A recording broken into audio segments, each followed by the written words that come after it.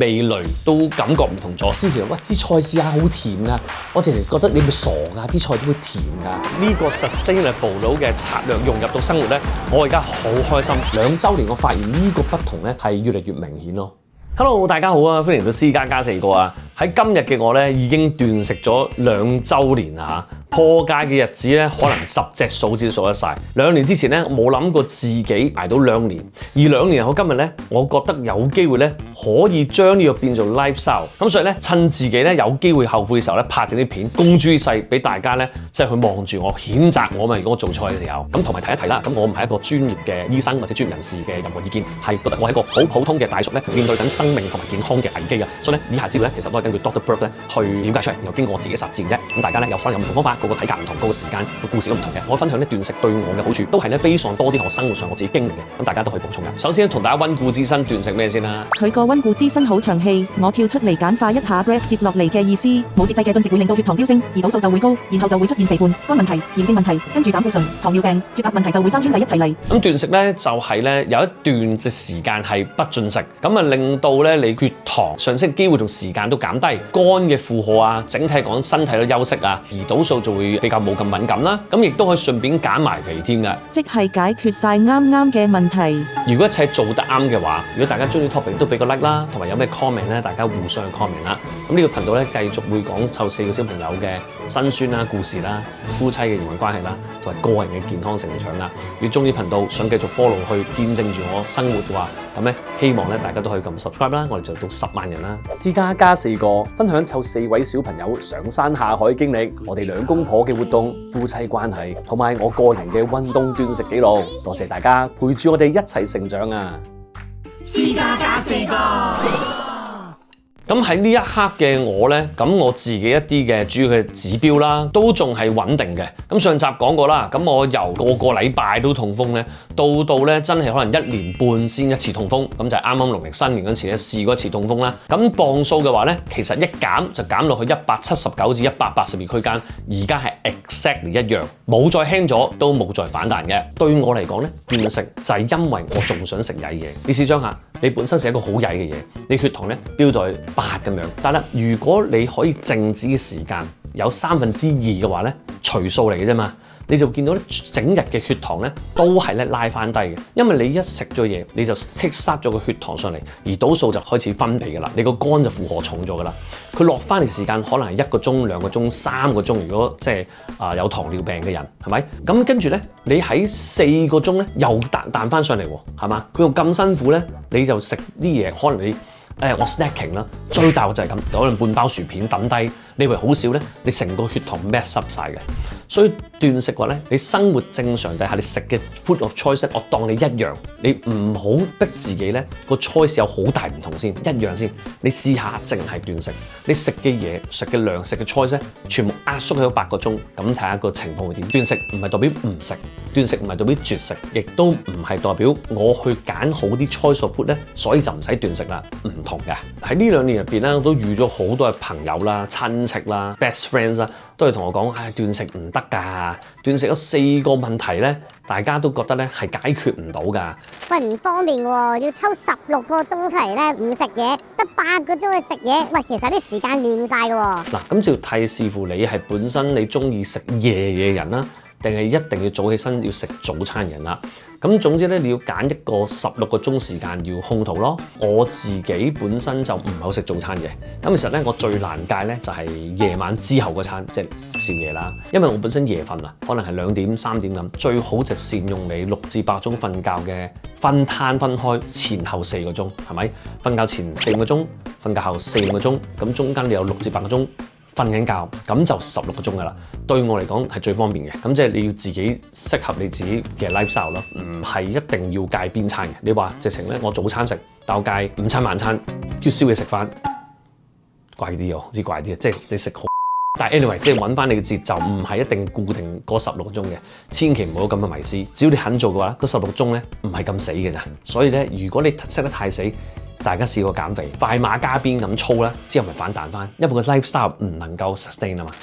隔咁耐唔食嘢，會肚餓噶喎。嗱，呢個咧就真實嘅一個問題啦，真係有少少同你 diet 有關嘅，因為你成個嘅吸取能源嘅模式咧係冇轉變到，從來咧你都中意 snacking， 仲要係 snack 埋啲高糖嘅 instant energy 嘅嘢，咁方便啊！你身體又做咩會 break down 你自己 fat 咧？係咪啊？嗌一嗌肚餓，主人就食嘢啦，就餵你啦。成個金庫啊，成個水塘就飽飽滿滿咁樣。咁我嗰陣時嘅解決方法就太極端嘅，你可以採取一個攤翻長啲嘅情況啦。咁我就用2個星期啫，全 keto 超清冇汁醬，直情咧全部係天然㗎。我唔會出去 restaurant 食嘢㗎啦。嗰陣時咧，我首先個味蕾轉晒啦，我直情覺得甜嘅太甜啦。我 crave 嘅嘢唔係 crave 珍珠奶茶啦，我係 crave 三文魚啊、雞蛋。我記得最中意呢2樣嘢啦。當我 kick start 咗之後咧，我一路開始斷食咧，我唔係捱餓，我係唔肚餓啊。咁個 key 就係咧，唔肚餓係唔使食嘢，要分到硬同肚餓。硬我有。係啦，有時有，唔係時有。我係冇試過喺嗰16個鐘入邊咧係肚餓㗎。咁所以咧，我覺得呢個嘅 diet 係有個好大嘅影響，令到你身體會唔會轉化 convert energy 嘅模式 in a harder way， 好過 in an instant way 就叫你喂主人食嘢啦咁樣。變咗我自己聽取翻身體嘅叫啊，我係奴隸嚟㗎變咗。同埋咧，嗰個胃口一變咗個甜度嗰個敏感度 sensitive 咗咧。以前咧，我記得嗰陣時逢親啱季節時候出嚟約食大閘蟹咧，我唔係好識 appreciate 嘅，我仲要係諗住哇大佬啊，選完一紮骨之後咧，仲要得嗰啲咁多肉啦，即係我冇諗住話之前哇啲菜試下好甜㗎，我淨係覺得你咪傻㗎，啲菜點會甜㗎？而家咧。我 taste 到邊啲菜係新鮮咧就會甜 ，appreciate 咗海膽啊嗰啲蠔甜唔甜咧，即刻湧出嚟。跟住我會 taste 到多少少，如果啲廚師咧即係做咗少少嘢，我會 taste 到多好多啊。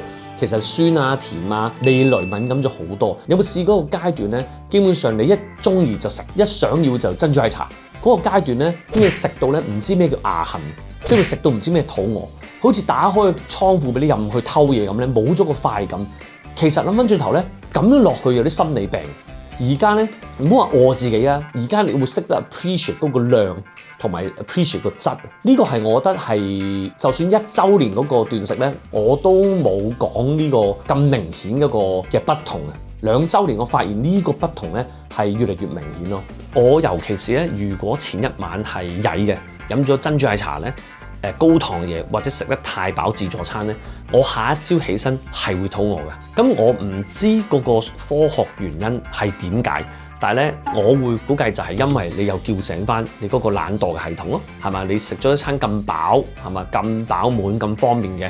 喂，我話主人，原來隔離有咁多嘢食㗎，點解我班兄弟要做咁多嘢 burn 你啲肥膏啊？係咪啊？咁所以咧，如果前一日個 diet 咧係比較亂啊，我下一日係會肚餓，而嗰隻肚餓我知道咧係唔健康嘅。咁所以咧，如果喺前一晚或者凌晨咧特別啦，為何凌晨總是我咧？咁我就會有幾個做法嘅。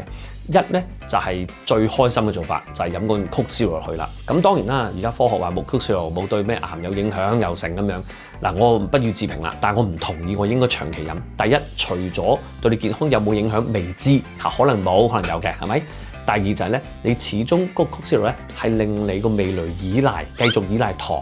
呢個係最大鑊嘅事。咁有時咧，我諗3鋪2鋪咧，我走去沖個熱茶飲咧，腳入去搞掂，或者飲一罐咧 bubbly tonic water 咧，我都覺得都好正下噶啦。咁茶、咖啡呢啲都係冇卡路里嘅。咁如果奶嘅或者係啲 fat 嘅 base 嘅食物咧，佢升嘅血糖幅度咧係低好多嘅，佢都會升少少，但係唔會升得咁勁嘅，好過你加咗2羹糖落去咯。呢個咧係我可以話呢4點入邊最難噶啦。咁但係本身你都想 diet 啦，咁而家係簡單啲嘅 diet 叫你斷食，仲可以平時嗰8個鐘食到多啲，或者第一步係唔需要轉嘅 diet， 咁何樂而不為呢？嚇，168斷食咁耐唔食嘢，晚餐差點啊！多數同啲 friend 出嚟玩咧，係要夜晚食嘢，甚至食到10點、12點喎，冇朋友㗎喎。第三，冇朋友喎，喂，因為大佬啊，有時8點食嘢食到10點，係咪啊？你哋唱 K 食到12點，一隻雞翼拍落去，咁咪破咗功，咁咪死梗係咪？咁我會點做咧？嗱，個個人做法唔同嘅，你去少一日咯，係咪？唔使日日168咁辛苦，你諗起辛苦，你做都唔做係咪？有乜咁辛苦？哎呀唔學係死都唔踏出一步啦。咁你同你自己講咯，咁嗰日咪 cheat 咯，橫掂我哋用前方法去減肥啊，都有 cheat day 㗎啦，係咪？我嘅做法咧就會將佢順延16個鐘，咁即係咧，譬如我食到11點嘅，咁我就下一日3、4點可能先食個下午茶，甚至其實單餐個鐘我就去晚餐食翻佢咯。咁我發現個食量冇減到，我都係食咁多嘢，但係我冇以前咁驚熱，因為我真係食疏咗咧，新陳代謝係真係有減慢咗。呢個唔再講啦，之前同大家講過啦，新陳代謝高唔一定令你會瘦嘅。我之前咪200磅咯，而家新陳代謝低咗，我咪180磅咯。其實係呢個胰島素最主要令到你肥底，太過形式化成件事，一定硬生生係咁，人嚟㗎嘛，有彈性㗎嘛。對我嚟講就係我要有套方法係夠彈性，我可以 adopt 到一世，定係我要硬生生執行，然後1年玩完打柴呢？係咪 sustain 唔到㗎？咁多嘢夾埋，仲要旅行啊、出差咧，我自己 schedule 咧唔得㗎，融入唔到個生活入邊 sustain 唔到㗎。所以從而第4啦，你話 sustain 唔到嘅，好簡單啦。你第一步唔使做咩 diet 住，然後慢慢先至好似我咁咧，用咗2年時間先慢慢自願地凍奶茶走甜喎，係咪？問我啲同事，我哋凍奶茶走甜嘅，咁一步步循序漸進嚟啦，有 flexibility 啦，有空間，有 cheat 嘅時間。冇問題㗎，最尾個 consequences 同埋你個 choice 係你自己 make 㗎嘛，係咪？咁所以咧，我覺得唔開始咧就係最大嘅風險咯。如果有呢種嘅方法嘅話咧，其實你都諗到係非常之 sustainable 嘅，好似 sell 大家買保險咁樣咧，係啊 sell 緊你啊。最尾咧，當你 kick start 咗上次嗰條片 show 咗啦，60天之後，你見到真實嘅回報，個磅數啦、指數啦、乜肝功能好翻晒，痛風亦都減咗好微嘅時候咧，同埋人哋讚你後生咗啊，你自己醒神咗、sharp 咗、失眠少咗、jet lag 啊，就算我周圍走咧 jet lag 都冇咁大影響，病都好快好翻，咪講笑。當然啦，我仲有即係益生菌嘅，種緊啲 kefir 啊、kombucha 嗰啲啊，咁嗰啲咧就 supplement 我都想拍一集嘅，因為我講我今年目標就係將所有 supplement 嘅藥咧變做嘢食啊嘛，即係真係自然嘅嘢食啊嘛，我做緊嘅啦。咁但係咧，最主要係斷食，我覺得係咁多樣嚟講嘅 number one 咯，more than diet 同埋 supplement 咯，對我啫嚇。咁如果你長遠又見到人哋讚你，你胰島素降低嘅真係肥咗，又人哋讚你後生咗，咁你係咪再有個回饋，然後再有60天、82天、88天啊？就算我啱啱見翻呢2年嘅 friend， 真係瘦咗好多喎，又讚一下啦。唉，唔好講啲咁。咁我知我功勞咧就唔係我天生，係咪？你讚我功勞係讚我勤力啊嘛，你唔係讚我天生靚仔、天生高，你讚我勤力啊嘛。咁我攞啊，多多手啊。好似而家咁啊，我出咗國去旅行咧，咁如果自己一個嘅話，通常咧都係一日食1餐，或者咧將2餐咧 combine 到嗰4小時度。而家呢一刻咧，我已經有23個鐘冇食嘢啦，而家係絲毫肚餓感都冇嘅。嗱，稍後咧前面咧去到西蒙丁嘅附近試食啲嘢食啊，咁可能咧我照個 pattern 就應該見到嘢食嘅時候咧，我開始個身體話：喂，主人真係搞唔掂喎，可以食啲嘢喎，有少少嘅肚餓啊！嗱，前面就又開始有嘢食啦，呢條街直少少，好多 shabu 嘅。不過個 choice of food 咧都要揀清楚，因為出邊嘢食咧真係特別多油鹽同埋好多咩牛肉麵嗰啲成碗麵你食落去就好大鑊，一定要選擇啦。不過又俾身體一個彈性啊，去 trip 係講緊4日3日嘅，咁食啲曳嘢咁係點啫？係咪？即係唔好諗得咁痛苦而冇開始到呢件事咯。好似呢餐咁啦，咁啊其實咧一望落去都有啲陷阱㗎啦。咁啊首先咧呢個醬咧係甜嘅，咁呢個飯咧冇辦法啦，佢有埋特別嘅醬，咁我一定要食埋佢。但係否則嚟講啲飯咧唔好食好啲，不過你飲唔到。跟住你個湯都係加糖嘅喎。當你知識煮嘢食嘅時候咧，平時咩親子當啊湯啊，其實都係加咗好多糖嘅。但係唔緊要啦，旅行就係咁㗎啦。好似咁嘅情況咧，我就好好味咁食晒啲肉，食晒啲牛筋，同埋飲晒湯。但啲麵咧擺喺度，真係應該叫小麵。而家錄片嘅時候咧，斷食咗20幾個鐘，4點幾都開始食嘅，食到而家7點0幾分，食咗3餐飯。嗱，每餐飯咧唔係大餐嘅，我諗中餐啊。咁我而家食到7成幾飽啦。首先我係食嘅量咧冇多咗㗎，其實係一樣。咁我 squeeze 咗喺嗰幾個鐘，咁剩翻咧就更加比16個鐘空肚更加多啦，更加長時間更加好啦。咁另外咧，我又食到有飽肚嘅感覺喎，又唔使內疚喎。係咪平時你食到飽肚咧，即係覺得係好內疚㗎嘛？因為食咗幾餐都飽肚，我而家食1餐飽肚，咁啊好滿足㗎啦。譬如今日咁啦，咁我錄片嘅時候2、3、1咗，去到第24個鐘我要食嘅時候咧，係有一絲嘅肚餓嘅。